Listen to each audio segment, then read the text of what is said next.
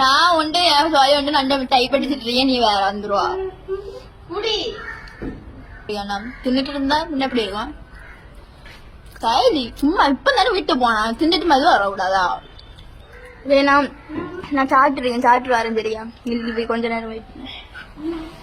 இப்போ நீங்கள் பார்த்த இந்த அதிர்ச்சியான வீடியோ ஏதோ ஒரு பார்லையோ இல்லை ப்ரைவேட் பார்ட்டிலையோ நடந்ததில்லை. நம்ம கன்னியாகுமரி மாவட்டம் தக்கலை அரசு மேல்நிலைப் பள்ளியில் அதுவும் கிளாஸ் ரூமுக்கு வெளியவே வச்சு நடந்திருக்கு. அங்கே என்ன நடந்துச்சுன்னு பார்த்தீங்கன்னா தக்கலை அரசு மேல்நிலைப் பள்ளியில் இந்த போட்டித் தேர்வுகளுக்கான சிறப்பு பயிற்சி வகுப்புகள் எல்லாம் நடந்திருக்கு. இந்த வகுப்பு முடிஞ்சதும் மற்ற பிள்ளைங்க எல்லாமே வீட்டுக்கு போனதுக்கு அப்புறமா அந்த பள்ளி வளாகத்தில் சில மாணவிகள் மட்டும் தனியாக இருந்திருக்கிறாங்க. அப்போ அந்த அவங்களுடைய ஆண் நண்பராங்க பாய் ஃப்ரெண்டாக ஒருத்தர் வந்து என்ன பண்ணியிருக்காருன்னா இந்த மாணவிகள்கிட்ட மது பாட்டிலையும் சாப்பாடையும் வாங்கி கொடுத்துருக்காரு. நாடு எங்கே போயிட்டுருக்குன்னு பார்த்தீங்களா? பாய் ஃப்ரெண்டாக முதல்ல அவனுக்கு மண்டையிலே போடணும். அதை வாங்கிட்டு பள்ளி சீருடையோட இந்த மாணவிகள் என்ன பண்ணியிருக்கிறாங்கன்னா ரொம்ப சாதாரணமாக அங்கே வச்சு மதுபானத்தை குடிச்சிருக்காங்க. இது அங்கிருந்த சக மாணவர்களே என்ன பண்ணியிருக்கிறாங்கன்னா செல்ஃபோனில் வீடியோ எடுத்து சோஷியல் மீடியாவில் போட அது இப்போ காட்டுத்தீ மாதிரி பரவி மொத்த தமிழ்நாட்டையுமே அதிர வச்சிருக்கு. இந்த விஷயம் பெருசானதுமே ஆரம்பத்தில் இந்த விவகாரத்தை மூடி மறைக்க பார்த்த பள்ளி தலைமை ஆசிரியை இந்த சம்பவம் ஸ்கூலில் நடக்கலை அவங்க வீட்டில் நடந்துன்னு சொல்லி சமாளிக்க பார்த்துருக்குறாங்க. எப்படிப்பட்ட ஹெச்சம் பார்த்தீங்களா? ஆனால் கல்வித்துறை அதிகாரிகள் விசாரணை நடத்தி உண்மை தெரிஞ்சதும் இந்த தலைமை ஆசிரியையை இப்போது பணியிட மாற்றம் ட்ரான்ஸ்ஃபர் பண்ணி உத்தரவு பிறப்பிச்சதா செய்திகள் வருது. இங்கே நமக்கு என்ன கேள்வி எழுது அப்படின்னா, ஒருத்தரை மட்டும் மாற்றினா இந்த பிரச்சனை முடிஞ்சிருமா? இல்லை நம்ம சிஸ்டம் மொத்தமாக உள்ளுக்குள்ளே அழுகி கெட்டு போய் தான் கிடக்குதா? வாங்க இதை பற்றி இந்த அரசுக்கிட்ட சில கேள்விகளை கேட்கலாம். முதல்ல நம்ம பள்ளி கல்வித்துறை அமைச்சர்கிட்ட ஒரு கேள்வி. அரசு பள்ளிக்குள்ளே எப்படிங்க சாராய பாட்டில் உள்ளே வந்துச்சு? அங்கே ஆசிரியர்கள் என்ன பண்ணிகிட்டு இருந்தாங்க? செக்யூரிட்டி எங்கே?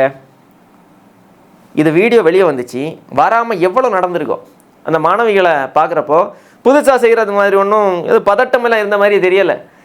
அப்போ முன்னாடியே இது மாதிரி அந்த பள்ளிக்கூடத்தில் இது மாதிரி சம்பவங்கள் நடந்திருக்கா? பள்ளி கல்வித்துறை அமைச்சர் நீங்கள் தான் பதில் சொல்லணும்.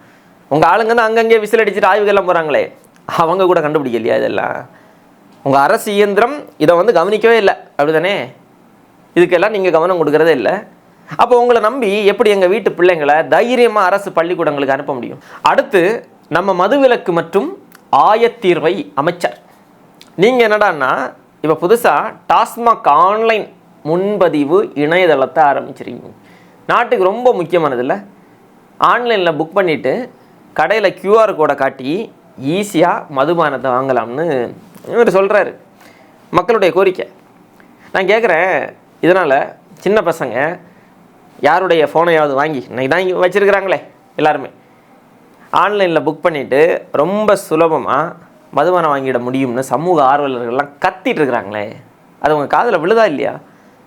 ரேஷன் கடையிலையும் அரசு மருத்துவமனைகள்லையும் மக்கள் இன்னும் அவ்வளோ க்யூவில் நின்றுட்டுருக்குறாங்க.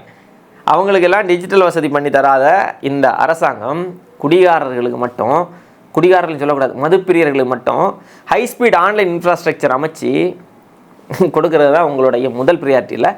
கொஞ்சம் யோசிச்சு பாருங்கள். இது ஏதோ இன்னைக்கு புதுசாக நடந்த விஷயம் கிடையாது. கடந்த திமுக ஆட்சியிலையும் இதே மாதிரி எத்தனையோ அதிர்ச்சிகரமான சம்பவங்களை நம்ம பார்த்துருக்குறோம்.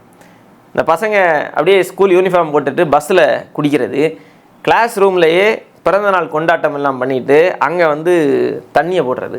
இன்னும் சொல்ல போனால் தென்காசி மாவட்டத்தில் நினைக்கிறேன் கையில் பீர் பாட்டிலை வச்சு ஆசிரியருடைய மண்டையிலேயே வகுப்பறையில் வச்சு ஒரு மாணவன் வந்து மண்டையே அடிச்சுன்னு வருகிறான். அப்போ ஆசிரியர்கள்லாம் போராட்டம் கேட்ட வரலாறுலாம் கூட உண்டு. அப்போ இதெல்லாம் ஏற்கனவே நடந்தது, தொடர்ந்து நடந்துட்டு இருக்கிற சம்பவம். இது மாதிரி சம்பவம் நடக்கிறப்பெல்லாம் என்ன செய்வாங்கன்னா, அந்த சில மாணவர்களை சஸ்பெண்ட் பண்ணுவாங்க, இல்லை இந்த பள்ளி நிர்வாகத்தை சார்ந்தவங்களை வந்து சஸ்பெண்ட் பண்ணிவிட்டு வார்னிங் கொடுத்துட்டு அப்படியே கடந்து போயிடுவாங்க. எங்கே போவாங்க? டாஸ்மாகில் உள்ள கமிஷனை என்ன போவாங்க.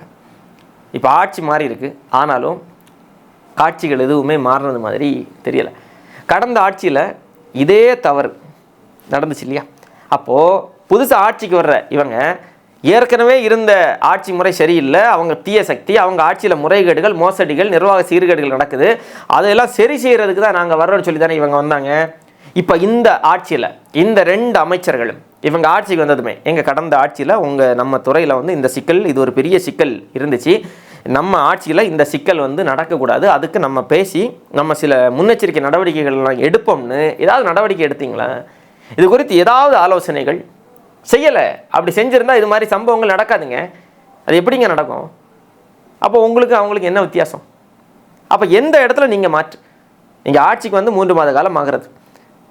அப்போ நீங்கள் ஆட்சிக்கு வந்து கடந்த ஆட்சி காலத்தில் நடந்த அதே சம்பவம், இப்போது மற்ற பெரிய சிக்கல்கள், பெரிய நிர்வாக ரீதியான மாற்றங்கள் எல்லாம் நம்ம வந்து உடனே கொண்டு வர முடியாது, சில காலம் எடுக்கும். ஆனால் இது வந்து தமிழ்நாட்டினுடைய உயிர்நாடி பிரச்சனை, மாணவர்களை அடுத்த தலைமுறையை சீரழிக்கக்கூடிய பிரச்சனை, இது தொடர்ந்து இருந்துட்டு இருந்த ஒரு பிரச்சனை. அப்போ அதுக்கு ஒரு தீர்வுக்கான எந்த நடவடிக்கையுமே இவங்க எடுத்ததா தெரியலையே. அப்போது எப்படி நம்ம பார்க்குறது?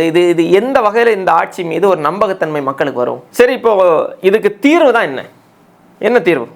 முழு மதுவிலக்கு. இப்போ நம்ம முழு மதுவிலக்கு கொண்டு வரணும்னு பேசினாலே உடனே பாருங்க சிலர் வந்து ஓடி வருவாங்க.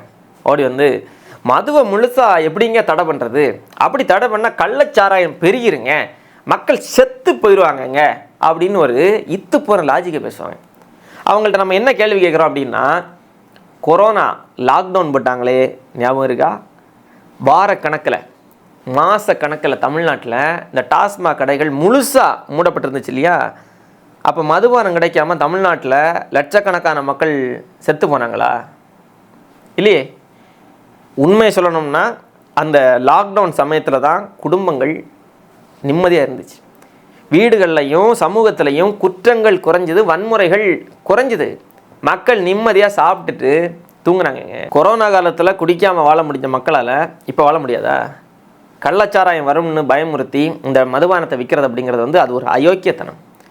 கள்ளச்சாராயம் விற்பதை தடுக்க முடியாது அப்படின்னா அப்போது இந்த அரசு தன்னுடைய கையாலாகத்தனத்தை ஒத்துக்கொள்ளுதா?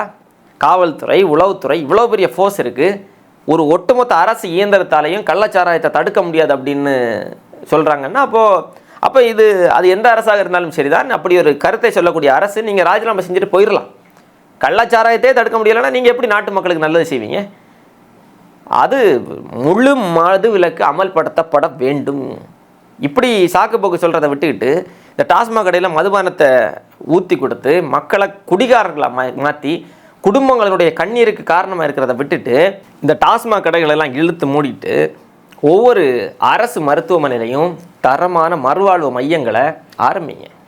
அதுதான் நீ நாட்டுக்கு தேவையானது. குடிப்பழக்கத்தை ஒரு நோய் மாதிரி கையாண்டு அவங்களுக்கெல்லாம் சிகிச்சை கொடுங்க, அதுலேருந்து அவங்கள மீட்டெடுத்து வாங்க. அதை விட்டுட்டு வருமானத்துக்காக மக்களை குடிகாரர்களாக மாற்றி நாட்டை சீரழிக்காதீங்க. இந்த தாவேகா அரசுக்கிட்ட நமக்கு சில கேள்விகள் இருக்குது. நாங்கள் மாற்றத்தை கொண்டு வருவோம்னு சொல்லி ஆட்சிக்கு வந்தாங்க. ஆரம்பத்தில் முதலமைச்சர் விஜய் அவர்கள் என்ன சொன்னார்னா, சில டாஸ்மாக் கடைகளெல்லாம் மூடுறதா உத்தரவெல்லாம் பிறப்பிச்சதா செய்திகள்லாம் வந்துச்சு. ஆனால் அதில் சில டாஸ்மாக் கடைகள் மறுபடியும் அதை திறக்கிறதுக்கான முயற்சிகள் நடந்துட்டு வருது அப்படிங்கிற குற்றச்சாட்டுகள் இருக்குது. அது மட்டும் இல்லாமல் இப்போ நிதிநிலை அறிக்கை வாசித்தாங்க இல்லையா? அப்போ அதில் ரொம்ப முக்கியமான செய்தி சொல்லியிருக்கிறாங்க. இந்த நிதியாண்டில் டாஸ்மாக் மூலமாக அரசாங்கத்துக்கு கிடைக்க போகிற வருமானம் எவ்வளோ தெரியுமா? 56,000 கோடி ரூபாய்ன்னு சொல்கிறாங்க. போன வருஷம் 51,000 கோடி ரூபாயாக இருந்துச்சான். இப்போது 56,000 கோடியாக உயர்த்த டார்கெட் வச்சுருக்கிறாங்களா? அது மட்டும் இல்லாமல் சிட்டிக்குள்ளே இருக்கிற டாஸ்மாக் கடைகளெல்லாம் ப்ரைவேட் ஆக்க போகிறாங்கங்கிற பேச்சுகளெல்லாம் ஓடுது. நான் தாவேகா அரசை பார்த்து கேட்குறேன், ஒரு பக்கம் குடிப்பழக்கத்தை குறைப்போம்னு சொல்லிட்டு இன்னொரு பக்கம் 56,000 கோடி ரூபாய் டார்கெட் வச்சா அதுக்கு என்ன அர்த்தம்? அதுக்கு என்ன சொல்கிறாங்க தெரியுமா?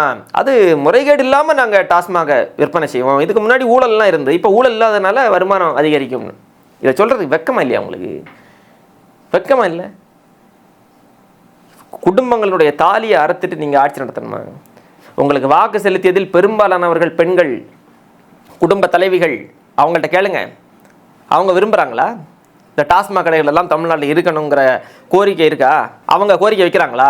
உங்களுக்கு வாக்கு செலுத்தின மக்களுடைய கண்ணீரில் நீங்கள் ஆட்சி நடத்தணுமா? ஒரு பக்கம் தமிழ்நாட்டினுடைய கலாச்சாரத்தை காப்பாற்றுவோன்னு சொல்லிட்டு இன்னொரு பக்கம் சாராய காசில் பட்ஜெட் போடுற உங்களுடைய இரட்டை வேடத்தை மக்கள் தெளிவாக கவனித்து தான் வர்றாங்க. இப்போ பெற்றோர்களுக்கும் ஆசிரியர்களுக்கும் நம்ம ஒரு செய்தி சொல்லணும். முதல்ல ஆசிரியர்கள் அவங்க உங்களுடைய வேலைங்கிறது வெறும் சிலபஸை முடித்து எக்ஸாமில் பாஸ் பண்ண வைக்கிறது மட்டும் கிடையாது. நீங்கள் தான் இந்த பிள்ளைங்களுடைய முதல் அரண். உங்கள் கிளாஸில் இருக்கிற பிள்ளைங்களுடைய பிஹேவியரில் ஏதாவது தடுமாற்றம் தெரியுதுன்னா அதை கவனிங்க. ஒரு குழந்தை தடுமாறுதுன்னா உடனே அவங்கள ஒதுக்கி வைக்காதீங்க. இல்லை இந்த தக்கலை ஸ்கூல் வச்ச மாதிரி விஷயத்தை மூடி மறைக்க பார்க்காதீங்க. அவங்களுக்கு கவுன்சிலிங் கொடுங்க, கனிவாக பேசுங்க. அடுத்து பெற்றோர்கள், இன்றைக்கி இருக்கிற இந்த டிஜிட்டல் உலகத்தில் பசங்க மேலே ஏகப்பட்ட ப்ரெஷர் இருக்குது. உங்கள் பிள்ளைங்கக்கிட்ட தினமும் பேசுங்க. அவங்க யார் கூட பேசுகிறாங்க, யார் கூட பழகுறாங்க, எங்கே போகிறாங்க, இது எல்லாத்தையும் கவனிங்க. அவங்களுக்கும் உங்களுக்கும் இருக்கிற அந்த கம்யூனிகேஷன் கேப்பை பெருசாக்காதீங்க. அந்த கேப்பில் தான் இந்த மாதிரியான பழக்கங்கள் எல்லாமே உள்ள வருது.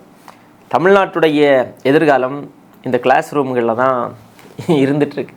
ஆனால் இன்றைக்கி மதுங்கிற அரக்கங்கிட்ட இருந்து நம்ம பிள்ளைங்களை காப்பாற்றலைன்னா நாளைக்கு தமிழ்நாடு எவ்வளவு பெரிய பொருளாதார வளர்ச்சி அடைஞ்சாலும், நீங்கள் எத்தனை லட்சம் கோடி முதலீடுகளை கொண்டு வந்தாலும் பிரயோஜனமே இல்லை. கடைசியாக ஒன்று தான் சொல்லிக்கிறேன். நம்ம பிள்ளைங்களுடைய எதிர்காலத்தை பாழாக்குற இந்த விவகாரத்திற்கு முழு பொறுப்பேற்று பள்ளிக்கல்வித்துறை அமைச்சரும் மதுவிலக்குத்துறை அமைச்சரும் உடனடியாக நீங்கள் ராஜினாமா செய்யணும். சும்மா ஆசிரியர்கள் மேலேயும் அதிகாரிகள் மேலேயும் பழியை போட்டுட்டு நீங்கள் தப்பிச்சு போக முடியாது.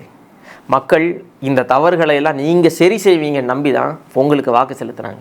இதுக்கு முழு பொறுப்பை இந்த தாவேக்கா அரசு ஏற்று இனிமேல் இது மாதிரியான ஒரு சம்பவம் கூட தமிழ்நாட்டில் எங்கேயும் நடக்காத ஒரு சூழலை உருவாக்குங்க. அப்படி இல்லைன்னா உங்களுக்கும் போன திமுக ஆட்சிக்கும் எந்த வேறுபாடும் இல்லை.